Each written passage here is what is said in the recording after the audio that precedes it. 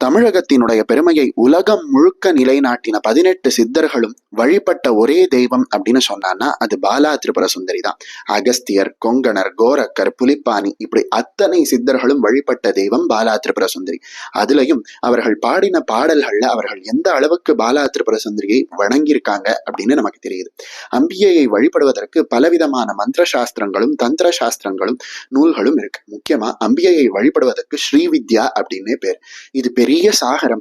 இத புரிஞ்சுக்கிறதுக்கு நம்மள மாதிரி பாமர மக்களால முடியாது. அப்படிப்பட்ட நமக்கு அந்த உலகத்தை ஆளக்கூடிய அம்பிகை ஒரு குழந்தை வடிவமாக நம்மை போல் எளியவர்கள் புரிந்து கொள்வதற்கு ஏற்றுக்கொண்ட வடிவம் தான் பாலா திரிபுர சுந்தரி. அந்த பாலா திரிபுர சுந்தரியை வழிபட்டோம்னா கிடைக்காத நன்மைகளே இல்லை. அந்த பாலா திரிபுர சுந்தரியை நினைத்து இப்ப நாம சொல்ல போற இந்த பஞ்சகத்தை சொன்னோம் அப்படின்னா வாழ்க்கையில இருக்கக்கூடிய அனைத்து கஷ்டங்களும் நீங்கி அனைத்து விதமான வேண்டுதல்களும் நிறைவேறும். வரீங்களா? அந்த ஸ்லோகத்தை நாம இப்ப கேட்கலாம்.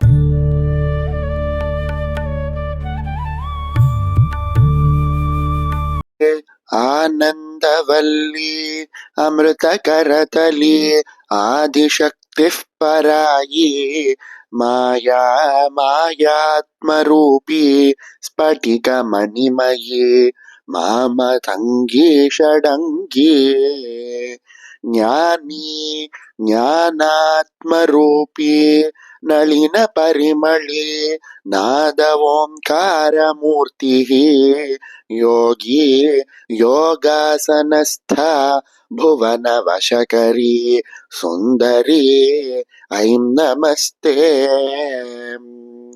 ಬಾಲ ಮಂತ್ರೇ ಕಟಾಕ್ಷಿ ಮಮ ಹೃದಯ ಸಖಿ ಮತ್ತ ಭಾವ ಪ್ರಚಂಡಿ ವ್ಯಾಳಿ ಯಜ್ಞೋಪವೀತಿ ವಿಕಟ ಕಟಿತಟಿ ವೀರಶಕ್ತಿ ಪ್ರಸನ್ನ ಬಾಲ ಬಾಲೇಂದು ಮೌಳೇರ್ ಮದಗ ಜಗಮನ ಸಾಕ್ಷಿಕಾ ಸ್ವಸ್ತಿ ಮಂತ್ರಿ ಕಾಳಿ ಕಂಕಾಳ ರೂಪಿ ಕಟಿ ಕಟಿಕ ಹ್ರೀಂ ಕಾರಿಣಿ ಕ್ಲೀಂ ನಮಸ್ತೆ ಮೂಲಾಧಾರ ಮಹಾತ್ಮ ಹುತವಹನಯನಿ ಮೂಲ ಮಂತ್ರ ತ್ರಿನೇತ್ರಿ ಹಾರ ಕೇಯೂರವಲ್ಲಿ ಅಖಿಲ ತ್ರಿಪದಗ ಅಂಬಿಕಾಯೈ ಪರಾಯೈ ವೇದ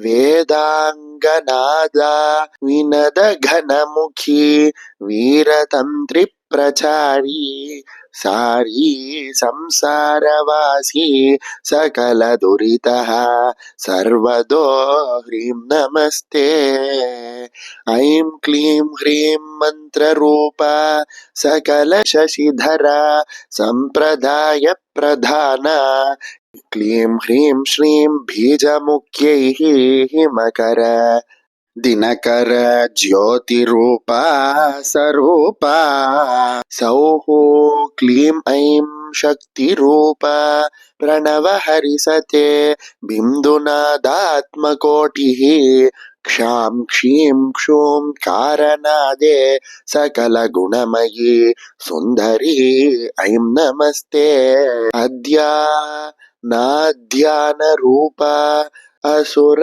ಭಯಕರಿ ಆತ್ಮಶಕ್ತಿ ಸ್ವರೂಪ ಪ್ರತ್ಯಕ್ಷ ಪೀಡರೂಪಿ ಪ್ರಳಯ ಯುಗಧರ ಬ್ರಹ್ಮ ವಿಷ್ಣು ತ್ರಿರೂಪಿ ಶುದ್ಧಾತ್ಮ ಸಿದ್ಧರೂಪ ಹಿಮಕರಣ ನಿಭ ಸ್ತೋತ್ರ ಸಂಕ್ಷೋಭ ಶಕ್ತಿ ಸೃಷ್ಟಿಸ್ಥಿತ್ಯಂತಮೂರ್ತಿ ತ್ರಿಪುರ ಹರ ಜಯಿ ಸುಂದರಿ ಐಂ ನಮಸ್ತೆ ಇತಿ ಶ್ರೀ ಬಾಲ ಪಂಚರತ್ನ ಸ್ತೋತ್ರಂ ಸಂಪೂರ್ಣಂ.